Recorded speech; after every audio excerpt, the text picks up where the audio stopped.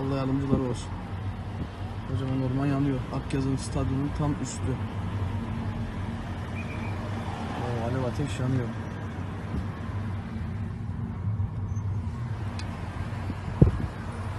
Allah Allah.